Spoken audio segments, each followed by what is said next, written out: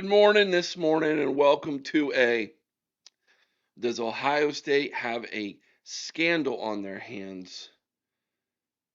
Michigan Wishes edition of the OHIO podcast. Do us a big favor, everybody. You know what to do by now, man. It's absolutely free, cost you nothing. Smash the button. Some of you probably already did.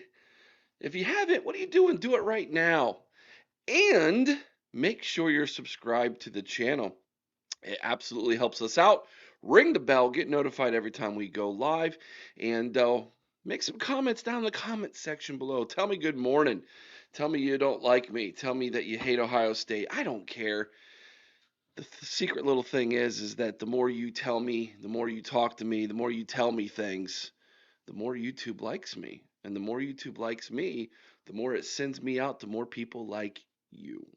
That being said, everybody, make sure if you live in or near the Delaware area, Central Ohio, North Central Ohio area, you make sure to come and join us this Sunday at the Eastside Mission Church beginning at 10:30. That's when the service starts.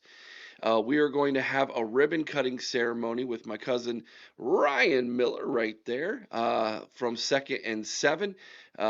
We have, because of all of you and the great donations you all made last year, we were able to raise enough money to create the little library that you see up there in the top right-hand corner next to the little food giveaway that we have there at the church as well.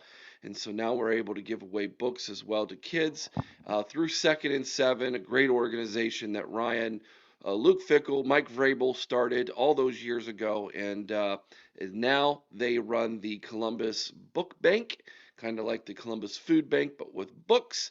And our church is associated with both of those things. And so here this Sunday, we're going to have the ribbon cutting ceremony and dedication of the little library here in Delaware, Ohio. And we would like to invite all of you to come and be with us. 32 Joy Avenue here in Delaware. All right.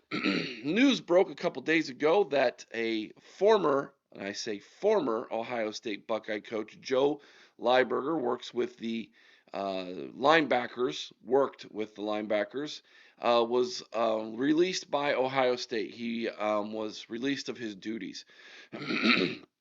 Now, what I can tell you about this situation is that there was some kind of accusation made, and because of this accusation, Ohio State did an investigation. They had an internal investigation over the course of several weeks. Once that investigation was complete, Ohio State deemed, along with Ryan Day and the athletic department, that there was enough evidence that Mr. Lieberger should be released of his duties, and so therefore he was.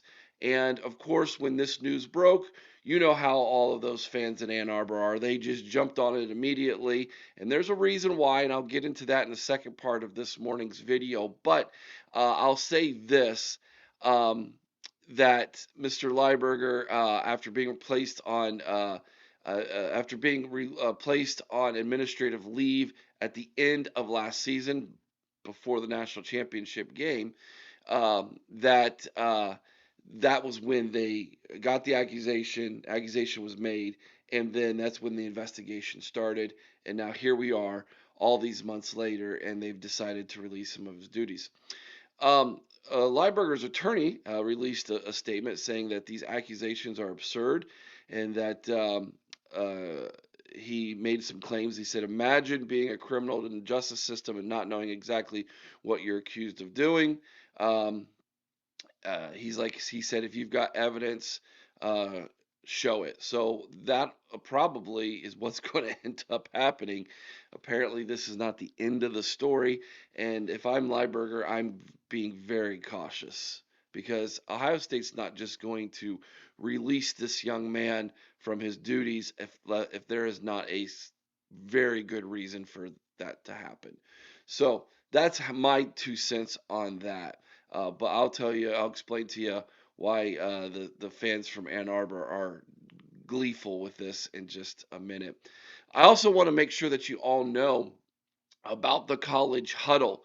Head on over to thecollegehuddle.com. It's a great website that we have started that supports not only the OHIO podcast, but 79 others, 80 others across this country from coast to coast covering their college football teams. And even beyond that, just recently we have started a new YouTube channel. So YouTube / @College Huddle, the little @ symbol. You'll want to go to that, download or make sure you're subscribed to that channel. We want to hit 1,000 subscribers before the college season, and you can help us do exactly that by heading over to the College Huddle. So I'll put a link down in the comment section below, and at the end we'll also have a link for one of the videos from most recent video from College Huddle that you can click on. That'll take you to the video. And then, of course, you can just make sure you subscribe to the channel when you do that as well. So let's get back into the Lieberger stuff here. Now, why is the Michigan fans so gleeful, so happy about this? Well, it deflects from everything that's going on up there. And so immediately, as soon as something happens to your rival that appears to be uh, not necessarily squeaky clean, then they want to take all of that light that's being shown on them, the spotlight, and they want to direct it away from them and towards you. It's a way of deflecting. It's a way of saying, making themselves feel better about the situation that they're in, which tells you that down deep inside, they are indeed um, embarrassed by what's going on there. Now, a lot of them love to bury their head in the sand. They love to try to twist it and troll back upon Ohio State fans who are trying to shine the light on the situation that's going on in Ann Arbor. And so when something like this happens, it immediately does a 180 on fan bases, and that's what you see being done here. Now, here's the biggest difference. Here's the biggest difference. This incident wasn't brought to the forefront by a media company. In other words, it wasn't ESPN, it wasn't CBS, it wasn't Fox that released this information. It wasn't brought to light by the NCAA doing an investigation. It wasn't brought to the forefront by the FBI. Okay, so this is completely different than what they've experienced up in Ann Arbor. In fact, here's what Ohio State did: accusation, investigation, termination. That is not what has taken place up in Ann Arbor at all. It has been hide, bury our head in the sands, don't do anything. Oh my gosh, we're getting all this pressure from the media. Now we fire him. In fact, this didn't even come out into the forefront in the media until it was released that he had been released of his duties.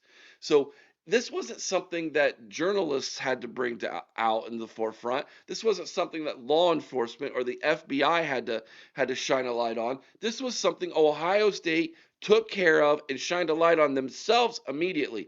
That is the biggest difference between what you're seeing happen in Ann Arbor and what this is in Columbus, Ohio. This is Ohio State continuing to maintain and keep a clean program, where up there they were trying to maintain and keep a cheating program under wraps. That's a scandal. This is not a scandal. This is Ohio State staying in the paint and taking care of business. Big difference. Let me know what you think down in the comment section below. Is this a scandal in your opinion, or do you, like me, think that Ohio State has taken care of this thing perfectly and exactly like they're supposed to? And if you're a fan of that team up north, do you think that this is a scandal? And if so, why? Let me know in the comment section below. I need to hear from some of you. I would love to know why. This Sunday, fan favorite Mike Wargo is the special guest on the OHIO podcast at 8 o'clock Eastern. This will be his second appearance this offseason, and this is because all of you, as the fans of the OHIO podcast, have been demanding that Wargo returns, and so he will be with us this Sunday. You are not going to want to miss that. That is for sure. Today's verse comes from Matthew chapter 5 verse 16. Let your light so shine before men that they may see your good works and glorify your Father which is in heaven.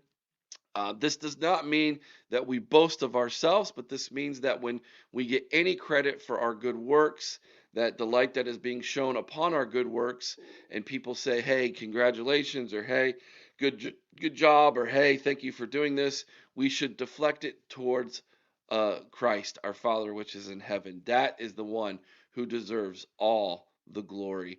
And I was taught that lesson by my older brother, who's more than is the best preacher I know, most talented preacher I know.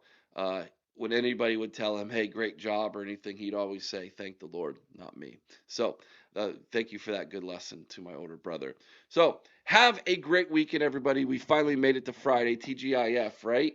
So we're here. Have a great day. Have a better weekend. Don't forget, join us Sunday at the Eastside Mission Church, 10:30 a.m. for the dedication of the little library. You're going to want to celebrate that with us if at all possible. If you can't make it, don't worry. We're going to make sure and have as much content created that day as we possibly can to show you the great event. And I think you're all going to really like that. And then make sure as well to tune in Sunday night. Mike Wargo will be our special guest on the Discussion Roundtable show. You're not going to want to miss that. We'll be back probably this weekend with another good video for all of you, another new video. Again, make a comment down in the comment section below. Subscribe to the channel if you haven't already. And hit that thumbs up. If you made it all the way to this point and you haven't hit the thumbs up, what are you doing? Come on. Don't be that person. Hit the thumbs up. Have a great day, everybody. Remember, be kind to one another. I owe someone's OH. Sing Carmen, Ohio with all your heart. Go Bucks.